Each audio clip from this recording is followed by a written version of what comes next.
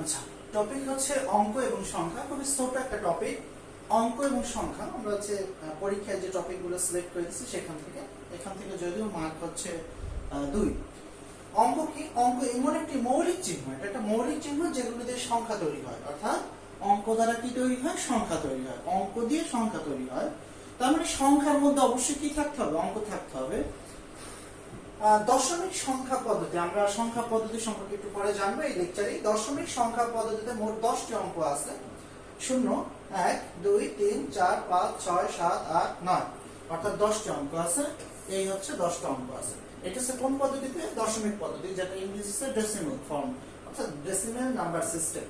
আমি আবার বলতেছি, অঙ্ক কি? অঙ্ক হচ্ছে একটা মৌলিক চিহ্ন। কি চিহ্ন? মৌলিক চিহ্ন, যাতে কি তৈরি হয়? সংখ্যা তৈরি হয়।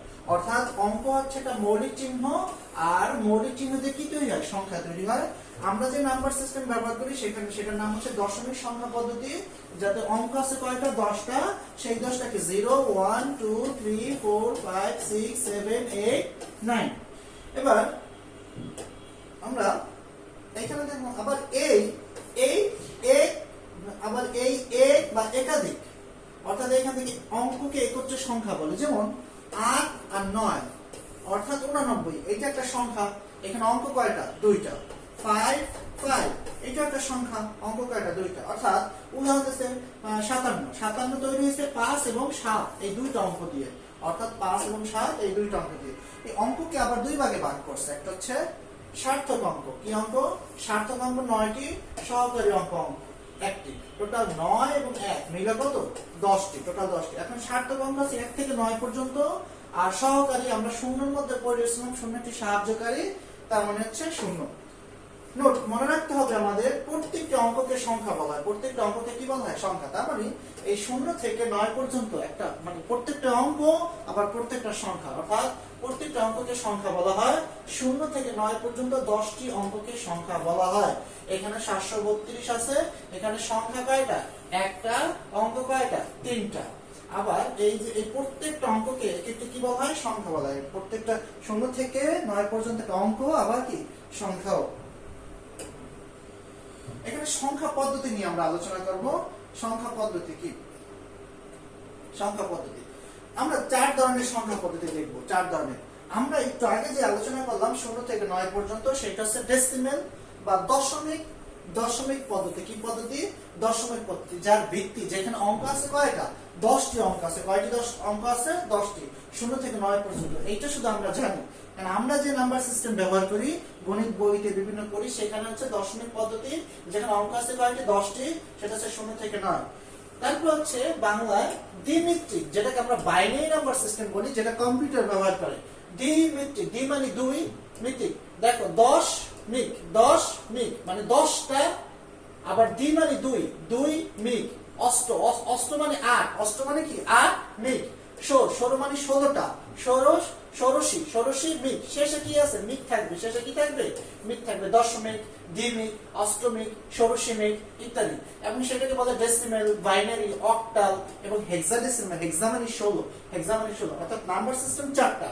একটা হচ্ছে দশমিক, দ্বিমিক, অষ্টমিক, ষোড়শীমিক, ডেসিমেল, বাইনারি, অক্টাল, হেক্সাডেসিমেল। এখন পরীক্ষায় আসতে পারে যে দশমিকের অঙ্ক কয়টা? দশমিকের অঙ্ক কয়টা? 10টা। দ্বিমিকের অঙ্ক কয়টা? 2টা। অষ্টমিকের অঙ্ক কয়টা? 8টা। ষোড়শীমিকের অঙ্ক কয়টা বা হেক্সাডেসিমেল অঙ্ক কয়টা? 16টি চিহ্ন বা অঙ্ক। এখন এই জিনিসগুলা যদি আমরা দশমিকে 10টা, 0 থেকে 9, এখন যখন সহজ বিষয় মনে রাখার জন্য, যখন দশমিক 10টা, তার মানে অঙ্ক হবে 9 পর্যন্ত, একবার পূর্ব পর্যন্ত, 0 থেকে 9। দ্বিমিক মানে 2টা, অঙ্ক হবে 0 থেকে 1, অর্থাৎ একবার পূর্ব। অষ্টমিক 8 পর্যন্ত যাবে না, একবার পূর্বে, অর্থাৎ 0 থেকে 7। ষোড়শীমিক একবার পূর্বে, 16টা আছে ষোড়শীমিক। এখন এখানে 0 থেকে 15 হবে, কিন্তু একটা বিষয় আছে। 15 লেখা যাবে না, অর্থাৎ 2 ডিজিট। 0 থেকে 9 পর্যন্ত নিতে হবে, অর্থাৎ 0 থেকে 9 পর্যন্ত হচ্ছে 10টা। এবং এই 10 এর জন্য হবে A, 11 এর জন্য হবে B, 12 এর জন্য হবে C। আমি যদি একটু কালার লাল টানি, 13 এর জন্য হবে D, 14 এর জন্য হবে E, এবং 15 এর জন্য হবে F। এর জন্য বলছি A থেকে F, অর্থাৎ A থেকে F পর্যন্ত, অর্থাৎ 10 আমরা লিখতে পারবো না, 10 এর পরিবর্তে A, 11 এর পরিবর্তে B, 13 এর পরিবর্তে C, 12 এর পরিবর্তে C, 13 এর পরিবর্তে D, 14 এর পরিবর্তে E, 15 এর পরিবর্তে F। অর্থাৎ হেক্সাডেসিমালে 15টা হবে, 15 পর্যন্ত যাবে, কিন্তু আমরা 10, 11, 12, 13 লিখতে পারবো না। অর্থাৎ A 0 থেকে 9 এবং A থেকে B। এরপরে জোড় বিজোড় সংখ্যা পদ্ধতি, যে সংখ্যা শেষে 0, 2, 4, 6, 8 আছে তারা জোড় সংখ্যা, যে সংখ্যা পদ্ধতি শেষে 1, 3, 5, 7, 9 আছে তারা বিজোড় সংখ্যা। এখানে নোট মনে রাখতে হবে, এটি মনে শেষ। আচ্ছা, নোট মনে রাখতে হবে যে আমাদের নোটটা কি মনে রাখতে হবে, শূন্য সকল পূর্ণ সংখ্যা দ্বারা বিভাজ্য। শূন্য সকল কি পূর্ণ সংখ্যা, যে কোনো সংখ্যা। শূন্যকে তুমি 5 দ্বারা ভাগ করতে পারো, রেজাল্ট 0 হবে। শূন্যকে তুমি 10 দ্বারা ভাগ করতে পারো, রেজাল্ট 0 হবে। শূন্যকে তুমি 300 দ্বারা ভাগ করতে পারো, রেজাল্ট 0 হবে। অর্থাৎ শূন্য সকল পূর্ণ সংখ্যা দ্বারা বিভাজ্য। তাই শূন্য সকল সংখ্যার মধ্যে সবচেয়ে বেশি জোড় সংখ্যা, অর্থাৎ সবচেয়ে পাওয়ারফুল জোড় সংখ্যাকে 0। এবং নোট হচ্ছে ঋণাত্মক সংখ্যাকেও জোড় বিজোড় হিসেবে চিহ্নিত করা হয়, ঋণাত্মক সংখ্যাকেও জোড় বিজোড় হিসেবে চিহ্নিত করা হয়। এই হচ্ছে অঙ্ক এবং সংখ্যার টপিক। আমরা নেক্সট টপিক তোমরা দেখো।